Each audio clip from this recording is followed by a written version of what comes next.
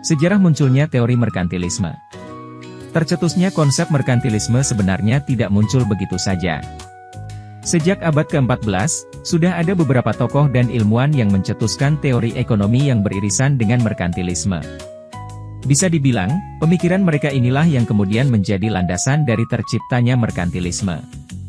Adapun tokoh-tokohnya adalah: yang pertama adalah Jean Bodin, 1530-1596.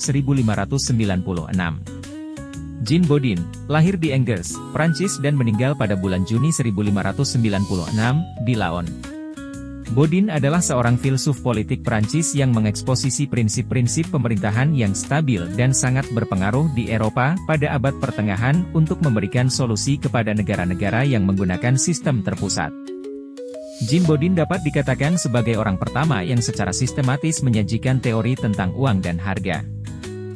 Yang kedua ada Thomas Mun, 1571-1641. Thomas Mun adalah seorang saudagar kaya dari Inggris yang menulis banyak tentang perdagangan luar negeri. Mun merupakan anggota kelompok ekonomi pedagang Inggris, abad ke-17, lebih dikenal sebagai kaum merkantilis, yang paling terkenal dan paling dihormati.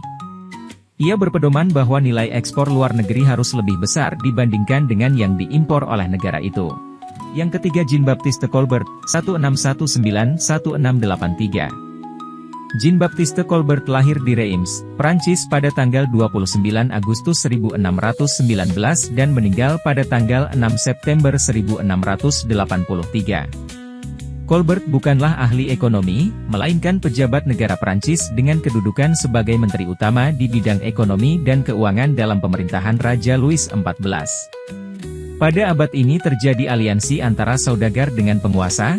Kaum saudagar di sini memperkuat dan mendukung kedudukan dari penguasa, sehingga pada abad ini Eropa dianggap sebagai zaman kapitalisme saudagar, merchant capitalis. Pengertian dan konsep teori merkantilisme. Istilah kata merkantilisme berasal dari bahasa Inggris yaitu merchant, yang artinya pedagang. Merkantilisme merupakan suatu teori ekonomi yang menyatakan bahwa suatu negara dapat dikatakan sejahtera apabila memiliki aset atau modal yang banyak dan disimpan oleh negara yang bersangkutan. Selain itu, volume perdagangan global juga dianggap sebagai suatu hal yang penting. Faruk Mulyanto, 2017. Pemikiran ekonomi kaum merkantilisme juga merupakan salah satu kebijakan yang sangat melindungi industri di dalam negeri, namun mengajukan persaingan. Sementara itu terdapat juga pembatasan yang terkontrol dalam kegiatan perdagangan luar negeri.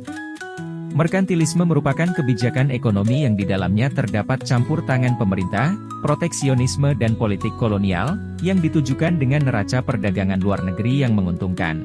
Ajaran merkantilisme ini dominan diajarkan di seluruh sekolah yang berada di Eropa pada awal periode modern, lebih tepatnya pada abad ke-15 hingga abad ke-18. Kebutuhan akan pasar yang diajarkan dalam teori merkantilisme mendorong terjadinya peperangan di kalangan negara-negara Eropa dan era imperialisme Eropa.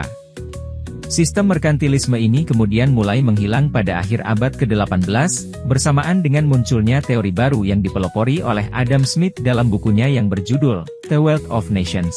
Salah satu inti dari pemikiran teori ekonomi merkantilisme ini adalah emas dan perak, yang dimana merupakan salah satu bentuk kekayaan yang paling banyak disukai, maka dari itu sistem ini melarang adanya kegiatan ekspor logam mulia.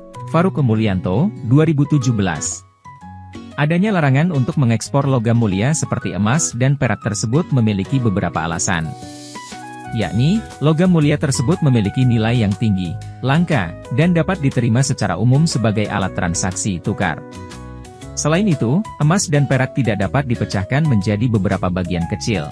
Emas dan perak ini juga tidak mudah susut atau rusak. Saidi, 2017. Kebijakan sistem ekonomi merkantilisme ini lebih bersifat makro. Hal ini berhubungan dengan tujuan proteksi industri di dalam negeri, dan menjaga rencana perdagangan yang menguntungkan. Hal tersebut dilakukan sebagai upaya untuk meningkatkan peranan sistem ekonomi merkantilisme dalam perdagangan internasional dan perluasan kolonialisme.